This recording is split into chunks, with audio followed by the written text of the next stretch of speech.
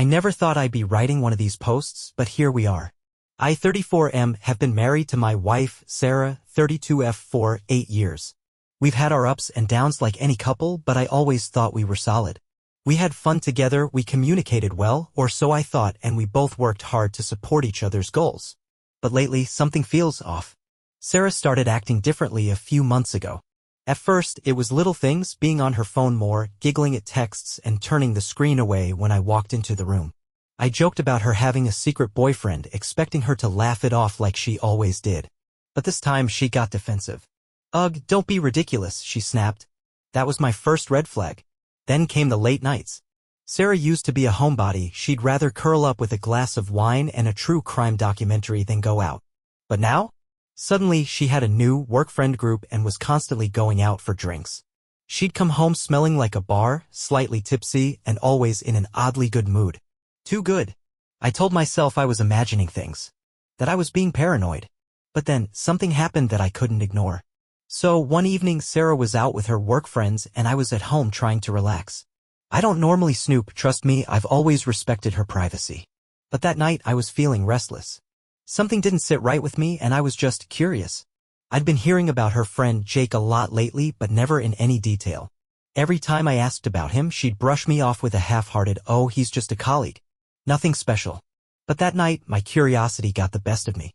I went to her dresser to grab a sweater, she's got this really comfy one I love, and saw her phone charging on the nightstand. It was unlocked. Now, I know I probably shouldn't have done this, but I checked her messages. What I found stopped my heart. There, at the top of her conversation list, was Jake. And I swear to God, they weren't just colleagues anymore. The messages were flirty. Like, "Can't wait to see you tonight," winky face, and "I'm counting down the hours until I get to feel your lips again." I felt like the ground had just dropped out from under me. My stomach twisted into a knot I couldn't untangle. These weren't the words of a person who was just friends with someone. This was full-blown, undeniable emotional intimacy and more. I should have closed the phone and left it alone, but I couldn't. I read through their entire conversation. God, I hate myself for it, but I had to know. She wasn't just texting him, she was sending him pictures. And I'm talking about the kind of pictures that no married person should be sending anyone but their spouse. I felt like I was going to be sick. I couldn't sit still. I had all these emotions bubbling up inside me, anger, confusion, betrayal. I had to do something, say something, but I didn't know what. I couldn't just let it slide. I was in a daze, pacing around the house, the phone in my hand like it was burning me. The worst part? The more I thought about it, the more I realized this wasn't a one-time mistake. This had been going on for a while. When Sarah finally came home that night, I was already awake, sitting in the dark, the phone still clenched in my hand. She walked in, a little tipsy as usual, and smiled at me like nothing was wrong. "Hey babe," she said, stumbling a bit. "I'm sorry I'm late, we went to a new place tonight. You should have come, it was fun." I didn't say anything at first. I just stared at her. "What's up?" she asked, slightly concerned by my silence. "Sarah," I said quietly, my voice shaking, "what the hell is going on with you and Jake?" She froze, her smile faltering. "What?" she asked, voice a little too high-pitched. "Don't play dumb. I saw the messages. The pictures. The texts. The things you've been saying to him. Is this what you've been doing behind my back?" Her face drained of color. She immediately tried to cover it up like it was nothing. "What? Oh my God, no, you're overreacting.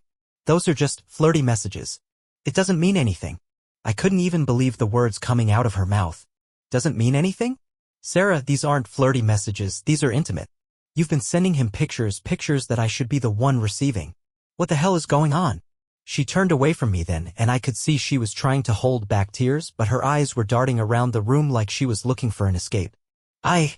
I'm sorry," she whispered, but I could hear the hesitation in her voice, like she wasn't really sorry. "I don't know what happened. I didn't mean for it to get this far, it just did," she said, barely above a whisper. "Jake's just been there for me, you know? You've been so busy, and he's been so understanding." I could feel my chest tightening, my whole body shaking. "So now you're cheating on me because I've been too busy? Is that your excuse? You're just going to throw this all away because I didn't give you enough attention?" Her voice cracked. "It's not that simple, okay? It's not. It wasn't planned. I didn't want to hurt you. But I could tell. I could see it in her eyes, she didn't regret it. Not in that moment. I felt like I was drowning. The room was spinning, her words hitting me like waves crashing against the shore, each one knocking the air out of my lungs. I wanted to scream, to shout, to throw the phone at her face and demand answers, but I couldn't move. I couldn't even think straight. Is this why you've been distant? I asked, my voice cracking. Because of him? What does he have that I don't? Sarah flinched as though I'd physically struck her. She shook her head furiously, tears welling up. No, it's not like that. It's just... I don't know, okay? Things have been so strained between us for a while. I felt like I wasn't enough for you anymore. The words hit harder than I thought they would. Strained? I didn't even know what she meant by that. We'd had our problems, sure, but we were still us, right? I had no idea she was feeling so disconnected. She didn't talk to me about it. Instead, she'd gone behind my back and started this secret, messy thing with someone else. I took a step back, unable to process it. My head was pounding, my heart feeling like it might burst from my chest. So, instead of talking to me, instead of telling me what was going on in your head, you did this? I gestured toward the phone in my hand. You chose to go to him instead? She lowered her head, hands trembling. I didn't mean for it to happen like this, she whispered. It just felt like we were growing apart and Jake listened to me. He made me feel heard. Something I felt like you stopped doing. The pain in my chest tightened, a knot that just wouldn't let go. But more than that, I felt this strange sense of guilt creeping up on me. Had I been so wrapped up in work and my own issues that I missed all the signs? Was I partly responsible for this? I didn't even know how to answer that. I wanted to say something to explain myself, but I was too crushed to form a coherent thought. I can't do this, Sarah, I finally whispered. The words felt like I was choking on them. I can't keep pretending everything's fine when you're doing this behind my back. You lied to me, you hid this from me, and now I don't even know who you are anymore. She stepped toward me, her hands reaching out. Please, don't say that. I love you. I do love you. This was a mistake, a huge mistake, and I'm so sorry. But it didn't matter. The damage was done. I wasn't sure if I could ever look at her the same way again. The trust that had been the foundation of our marriage? Gone. I walked away from her then into the kitchen where I leaned against the counter, my hands shaking. I could hear her crying behind me, but I couldn't turn around. Not yet. The next few days were a blur of confusion, anger, and silence. Sarah slept in the guest room and I stayed in our bedroom, staring at the ceiling for hours at night, my thoughts racing. I kept replaying the conversation, the things she'd said, over and over in my head. And honestly, I kept coming back to one question: why didn't she come to me first? I'd always thought we had an open line of communication. I trusted her hell, I thought we trusted each other. If she just told me she was feeling lonely or neglected, or if she had expressed any of the issues she was feeling in our marriage, maybe things could have been different. Maybe this wouldn't have happened. But that's not what happened. She chose the easy way out. She chose Jake. I was mad. Furious even. But there was this gnawing feeling in my stomach that wouldn't go away. I missed her. I missed my wife. The woman I married, the woman who used to hold my hand and tell me everything would be okay. The woman I thought I knew inside and out. I hated that I missed her. I hated that I still loved her despite everything. A few days later, Sarah came to me, a tear-streaked face and an apology that felt like it had been rehearsed over and over. I don't know how to fix this, she said. But I want to try. I do want to try. And I wanted to believe her. God, I wanted to believe that we could fix this, that we could rebuild. But the truth was, every time I looked at her, I saw the woman who had lied to me. Every time I touched her, all I could feel was the betrayal. I didn't know how to get past that. For the first time in our relationship, I didn't know if I even wanted to try anymore. The trust was shattered, and no matter how many times she said sorry, no matter how many tears she cried, I couldn't forget what had happened. I don't know if I can forgive you, I finally said one night after another painful silence. Her face crumpled, but she didn't argue. She didn't try to convince me that everything would be okay. Instead, she just nodded, like she knew this was it, like she knew I was done. And maybe I was. It wasn't just the affair that broke me, it was the realization that we were two different people now. We weren't the couple who laughed over breakfast anymore, or who stayed up late talking about everything and nothing. We were strangers trying to wear the same old clothes that didn't fit anymore. Every time I looked at Sarah, I saw the lie she'd been living, the secret life she'd built with someone else. I couldn't shake the image of her with Jake.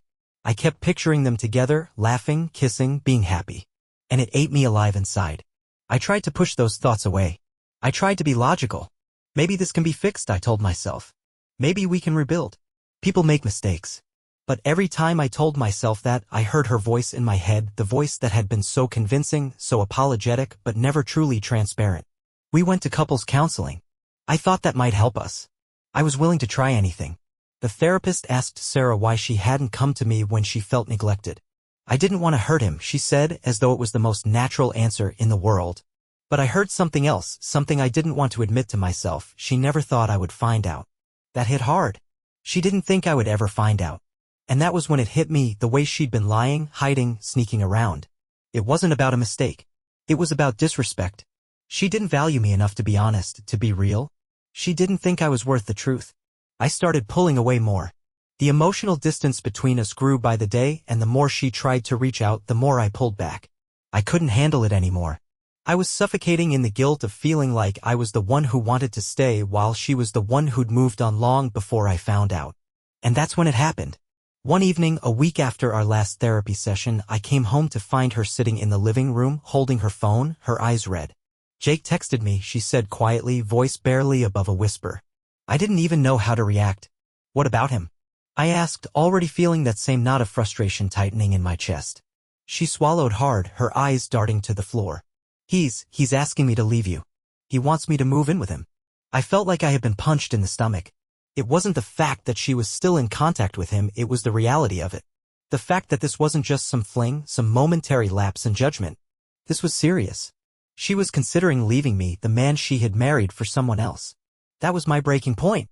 I stood there silent, trying to collect myself. I didn't want to cry. I didn't want to lose control. But the words came out before I could stop them. "So, you've already made up your mind, haven't you? This is just a formality now. You're gone, aren't you?" Her lip quivered. "I don't know. I'm so confused, Aya." "No," I interrupted. "You've already made your choice. And honestly, I think you know what you want. You've been emotionally gone for a long time now." I left the room then. I couldn't look at her anymore. I couldn't deal with it anymore. The next few days felt like I was walking through a fog. Everything was slow, blurry, and nothing felt real. The house we'd made a home in for the past 8 years felt hollow, empty. Even the air felt colder. Sarah was quieter now. She barely spoke. I think she was waiting for me to make a decision, to tell her what I wanted, to tell her if I was going to fight for us or let her go. But the truth was, I didn't know anymore. I kept thinking back to that moment when she told me about Jake. How she'd been so torn, so confused, as though she hadn't already made up her mind. The words she said echoed in my head. "I'm sorry, but I'm just not sure anymore." I couldn't keep hearing that.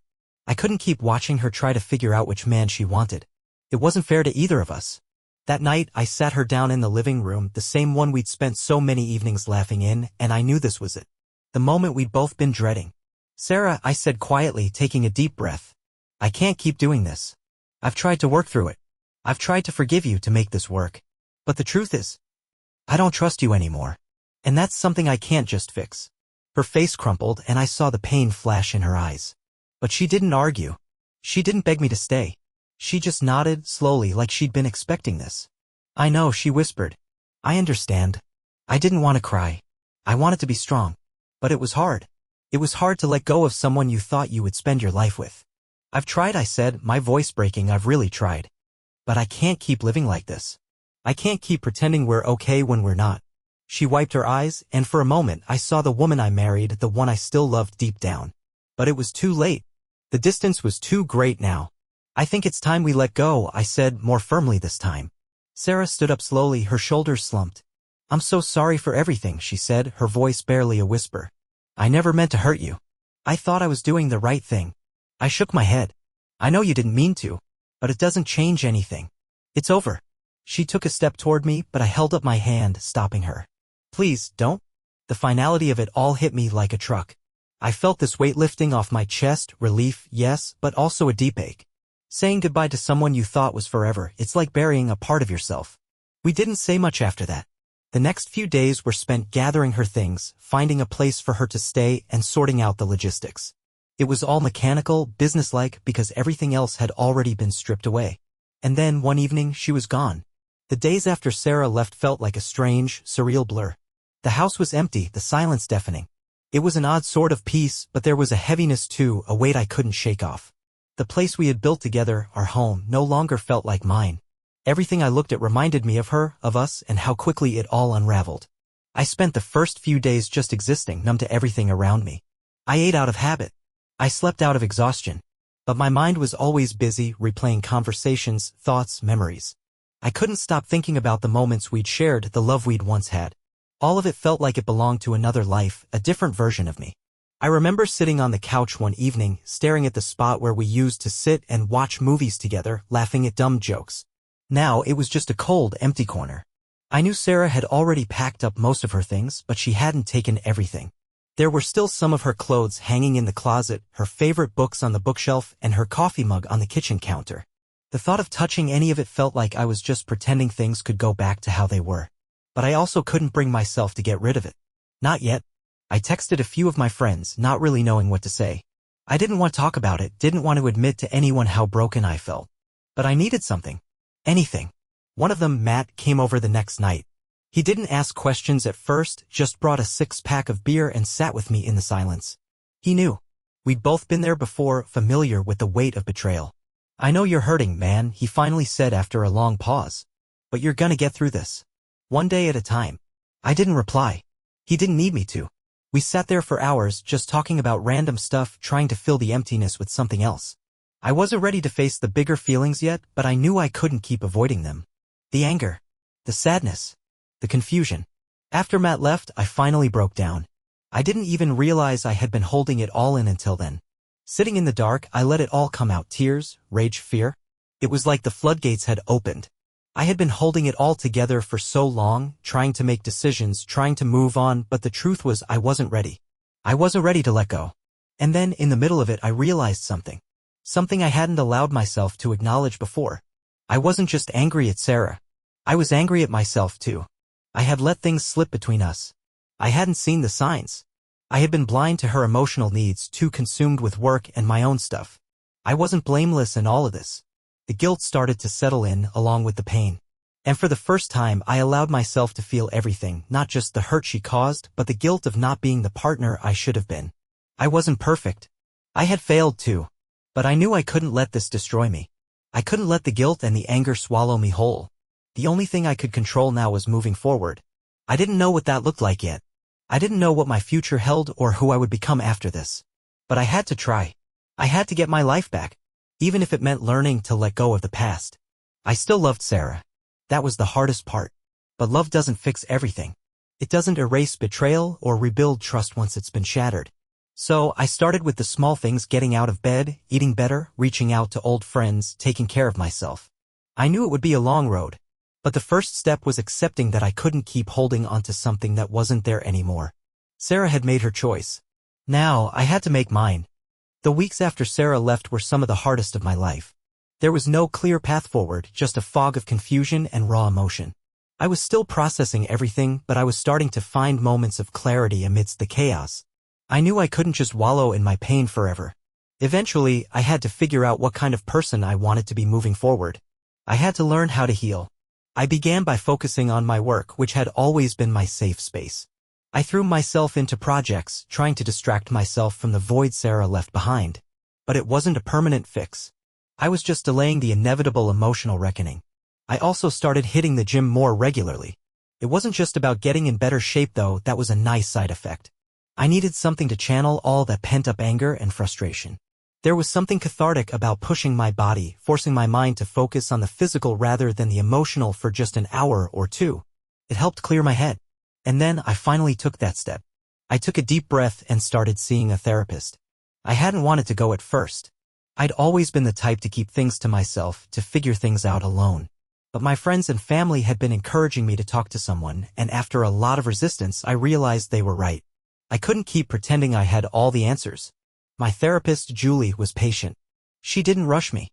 I didn't spill everything on our first session, but over time I started to unpack the layers of guilt, sadness, and rage I had been carrying around. She helped me realize that while I couldn't change what had happened, I could change how I responded to it. I also took a hard look at my part in the breakdown of my marriage. It wasn't just about Sarah's betrayal. I had been too distracted by work. I had let things slip, not being the partner I needed to be. That was the hardest truth to accept. I wasn't blameless in this. That didn't mean I deserved what happened, but I had to own up to my own failings too. The most painful part was letting go of the idealized version of our marriage. For so long I held on to the belief that we were invincible, that we could work through anything. But Sarah had clearly moved on before I even had a chance to realize what was happening. And then, one day, the inevitable happened. Sarah texted me. At first, I stared at my phone, unsure of how to feel. My heart started pounding in my chest. I hadn't heard from her in weeks, and the idea of even seeing her name again brought all sorts of emotions flooding back. But I opened the message, trying to remain calm. Can we talk? I don't want to keep avoiding this. I miss you. I stared at the message for a long time. My first instinct was to ignore it, to keep moving forward with my life without looking back. But something inside of me told me I wasn't ready to completely shut the door on the past. Not yet. I responded cautiously. What do you want to talk about? Her reply came almost immediately. I think I owe you an apology. And maybe some clarity. I've been doing a lot of thinking, and I don't know if I can fix things. But I want you to know I'm sorry. For everything. I messed up. I sat there, my thumb hovering over my phone screen. Part of me wanted to scream at her. To tell her how much she hurt me. But another part of me wanted to hear her out, to understand what was going through her mind. Was this just guilt talking? Or was she genuinely remorseful? I took a deep breath and decided to meet her. Not for her. For me. I needed closure, even if I didn't fully know what that looked like yet. We met at a cafe a few days later. Sarah looked different, tired, but somehow still the same. She wasn't wearing the smile that used to make my heart skip a beat. There was a heaviness to her, like she had carried her own burden over the past few weeks. The conversation was awkward at first. Neither of us knew where to begin. Finally, she spoke. I've been selfish. I know I can't undo what I've done, but I need you to know I never meant to hurt you, she said, her voice cracking. I listened. I didn't interrupt. I needed to hear her words, no matter how painful they were to hear. I was lonely, she continued. But that's no excuse. Jake, he wasn't the solution. I got lost in the idea of someone giving me the attention I thought I was missing. And I was too afraid to face you with the truth. I nodded, my heart heavy. I didn't know what to say. I wasn't sure I could ever forgive her. But hearing her admit to her mistakes, hearing her vulnerability, it was something I hadn't expected. I'm not asking for you to take me back, she said. I don't even know if that's possible. I just want you to know that I've learned from this. And I'm sorry. I'm so sorry for everything. The silence between us felt thick. I wasn't sure what to say back. There were so many emotions swirling around in me. Anger, hurt, relief. I realized then that even if I could forgive her, things could never go back to how they were. There was no going back to the relationship we once had. But maybe, just maybe, we could both learn from this. Grow from it. I wasn't ready to forgive her completely, but I also knew that holding on to my anger wasn't going to heal me either. I need time, I finally said. I need time to figure out what I want. But I appreciate you being honest with me. That's more than I thought I'd ever get. She nodded. I understand. I wanted to be real with you. And for the first time in a long time, I didn't feel the weight of her betrayal crushing me. It wasn't forgiveness, but it was something else. A shift, a small flicker of peace. As I walked away from that conversation, I realized that the hardest part wasn't letting go of her. It was letting go of the version of myself I had been. I wasn't the same person who had walked into that relationship. And that's okay. We were both different people now. And in some strange way, maybe that's what needed to happen for both of us to truly grow. A few weeks passed after my conversation with Sarah. I won't lie to you. There were moments when I considered going back to her. I missed the woman I thought she was, the woman I fell in love with. There were flashes of memories that made me question whether I could find it in my heart to forgive her, to rebuild what we had. But with each passing day, I realized that the person I missed wasn't her. It was the idea of her, the life we built together. And that wasn't coming back. She wasn't the person I thought she was. I wasn't the person I thought I was either. I started focusing on me. Really, for the first time in a long time, I started putting myself first. I took the lessons from therapy seriously. I worked on my boundaries, my self-worth, and my understanding of what I truly needed from a partner. Not just to survive, but to thrive. I also reconnected with friends I hadn't seen in ages. Real friends. The ones who checked in on me, who didn't tiptoe around my emotions, who didn't treat me like I was fragile. They reminded me who I was before Sarah and I became us. They helped me remember the things I loved doing that had gotten lost over the years. Like hiking, reading, playing guitar. In some strange way, I felt like I was becoming more me again. And then one day, I came across a photo of Sarah. It was from our last trip together, one of the last happy moments before everything fell apart. I stared at it for a long time. It didn't hurt like it used to. There was no wave of anger or betrayal crashing over me. It was just A picture. A snapshot of the past that no longer had the power to define me. I realized then that I had finally let go.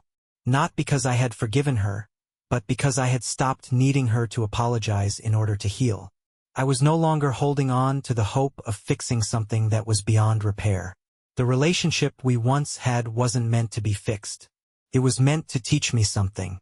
Something I wasn't willing to learn until I had to. I was stronger now, not because I was perfect, but because I understood that true strength comes from being able to let go. To walk away from what's toxic, even if it still hurts. To choose yourself even when it feels like the hardest thing in the world. And I'm okay now. I'm not over everything yet, but I'm not the broken man I was when Sarah first left. I found a sense of peace. I've learned to trust myself again. And I've learned that sometimes, the greatest love you can give someone is letting them go. Because holding on only keeps you both stuck in the past. So here's the advice I'd give to anyone reading this, someone going through something similar. If you're in a relationship where trust is broken and you've tried everything to rebuild it, but it's still crumbling, don't be afraid to walk away. It's not an easy choice, but it might be the most powerful one you can make. You deserve peace. You deserve trust. You deserve someone who sees you, truly sees you, and chooses to love you, flaws and all. And most importantly, you deserve to choose yourself first. Because you'll never know your true strength until you do.